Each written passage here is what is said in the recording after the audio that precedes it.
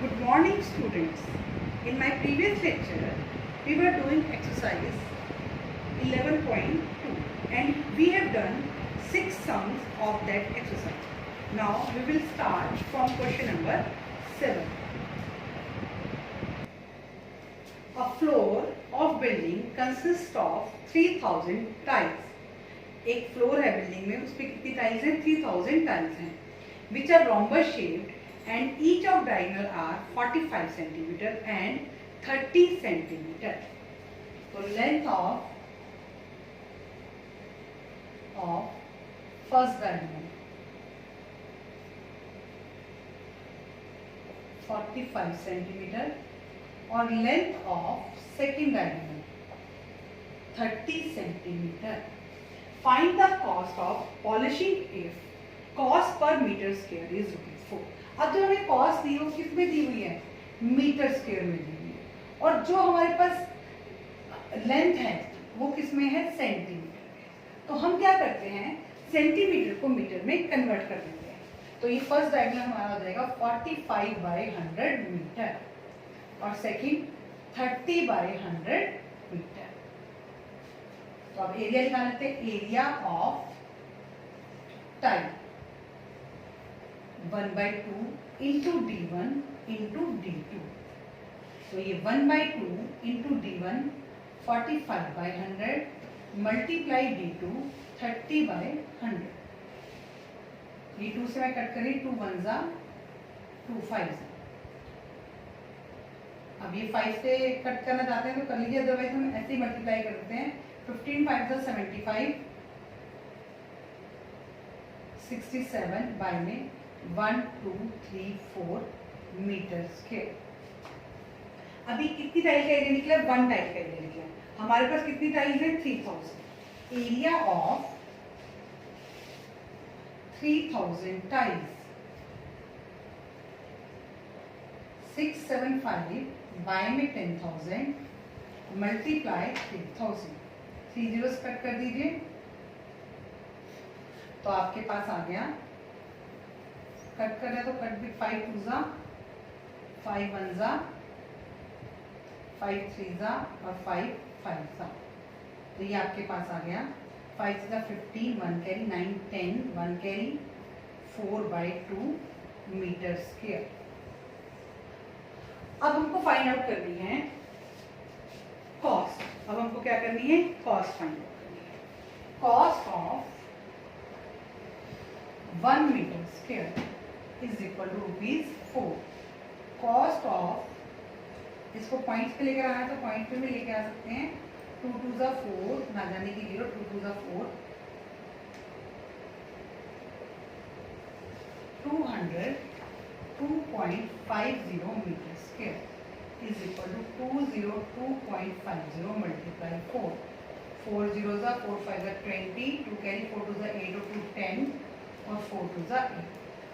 Decimal के बाद 2 digit है ₹8। आंसर क्या आया? ₹810। ठीक है। हमारे पास देखो टाइल्स के हमें क्या दी थी? मेजरमेंट दी हुई थी। हमें टाइल्स की मेजरमेंट जो दी हुई थी वो हमें सेंटीमीटर में दी हुई थी। हमने इसको किस में कन्वर्ट किया? मीटर में कन्वर्ट किया। हमने इसको मीटर में क्यों कन्वर्ट किया? जो कॉस्ट थी वो मीटर स्क्वायर में थी, तो हमने एरिया भी किस में लेकर आना था? मीटर स्क्वायर में लेकर आना था। अदरवाइज हमें बाद में चेंज करना पड़ता, उसमें हम कई बार मिस्टेक कर देते हैं। तो उसके बाद हमारे पास 1 टाइल का एरिया आया। हमारे पास नंबर ऑफ टाइल्स कितनी है? 3000। हमने 3000 टाइल्स का एरिया निकाल लिया और फिर हमने क्या की? कॉस्ट निकाल लिया। अब हम क्वेश्चन नंबर 8 करेंगे। Question number 8। Mohan wants to buy a trapezium shaped field. Its side along the river is parallel to and twice the side along the road. अब हमारे पास एक साइड दी हुई है साइड along river और एक दी हुई है साइड along road। तो अब जब हमने लीनियर इक्वेशन चैप्टर किया था तो हमने उसमें 2.2 एक्सरसाइज की थी, 2.4 एक्सरसाइज की थी, लेट वाली एक्सरसाइज थी वो हमने। तो उसमें मैंने आपको बताया था कि जब हम लेट करते हैं तो जो चीज़ बाद में गिवन होती है उसको लेट करते हैं। तो क्या लेट करेंगे? बाद में हमारे पास क्या गिवन है? Side along the road. तो हम लेट करेंगे let side along the road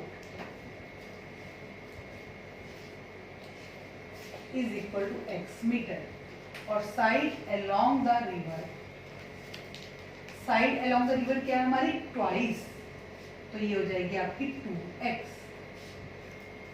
distance height हमें गिवन है 100 मीटर, और एरिया गिवन है हमें एरिया ऑफ फील्ड, और फील्ड किस शेप में है, trapezium.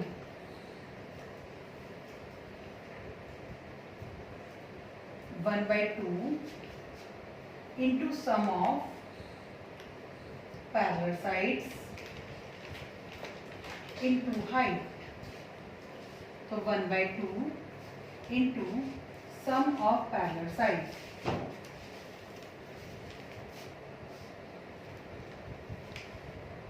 x plus 2x multiply 100 is equal to 2 से हमने कट किया 50, तो 50 multiply 3x, x plus 2x क्या बन गया हमारा 3x is equal to 10,500। 150x is equal to 10,500, x is equal to 10,500 by में 150, 15 7 7, x हमारा आ गया 70 मीटर। तो side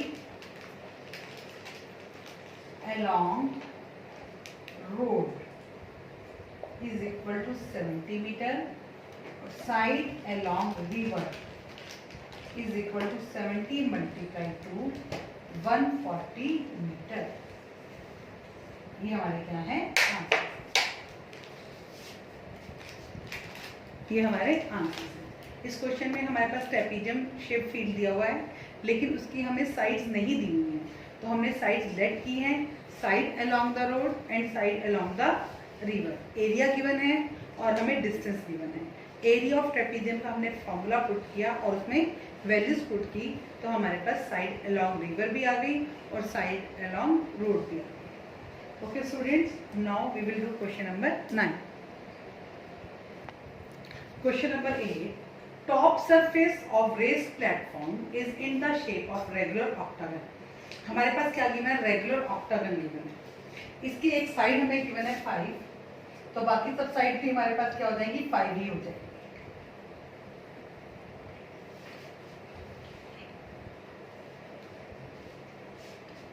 find the area of octagonal surface. हमें एरिया निकालना है ऑक्टागोनल सरफेस का।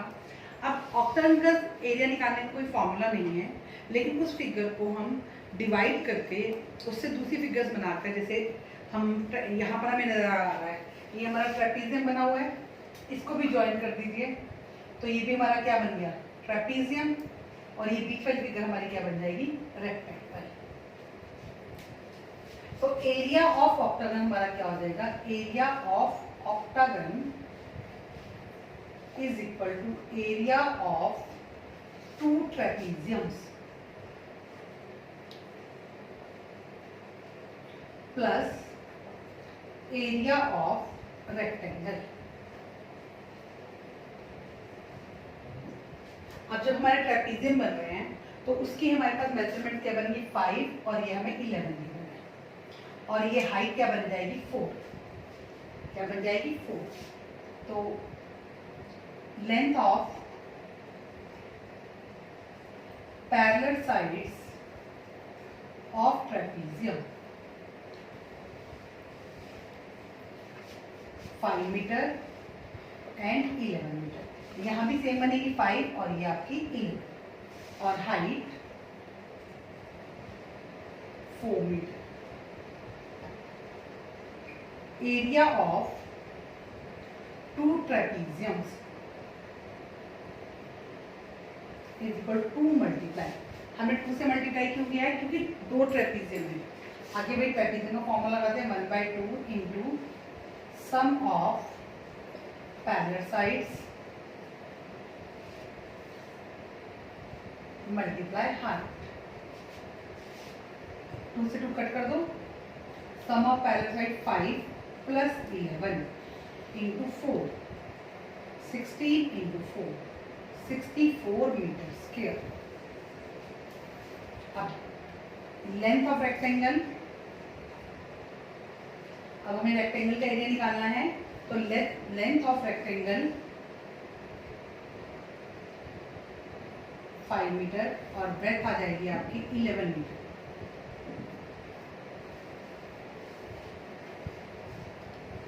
एरिया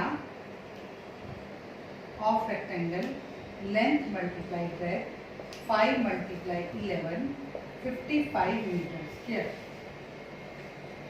और एरिया ऑफ ट्रेपेजियम आ गया आपके पास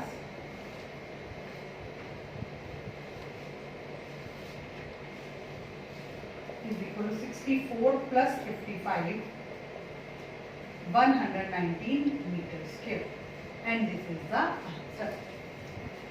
जैसे क्वाड्रिलेटरल का एरिया हम कैसे निकालते हैं, उसको ट्राइंगल्स में हम डिवाइड कर लेते हैं, ऐसे ही ऑक्टागन का एरिया निकालने के लिए हमने हमारे पास दो ट्रेपेजियम्स बने और एक रेक्टेंगल बना, और हमारे पास क्या आ गया, area of octagon.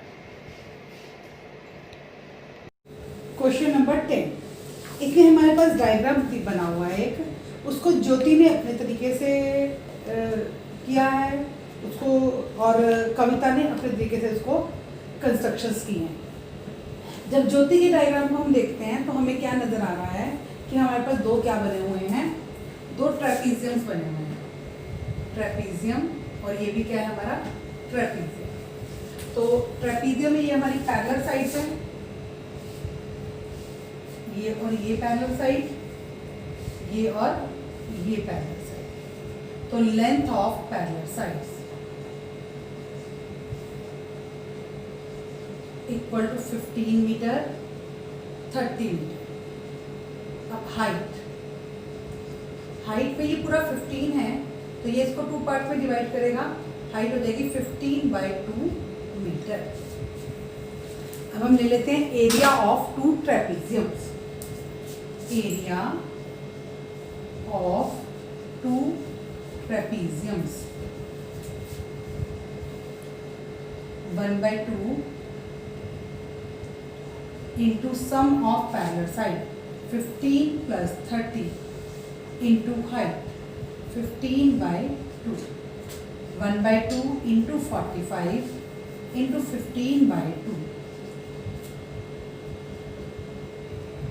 67/4 4 1s are 4 2 carry 4 6s are 24 2 से मल्टीप्लाई नहीं किया हमने, इसको 2 से भी मल्टीप्लाई करना है, 2 मल्टीप्लाई 2 से 2 आपका कट हो जाएगा, तो 675/2 2 3s are 2 3s are 2 7s are metre square.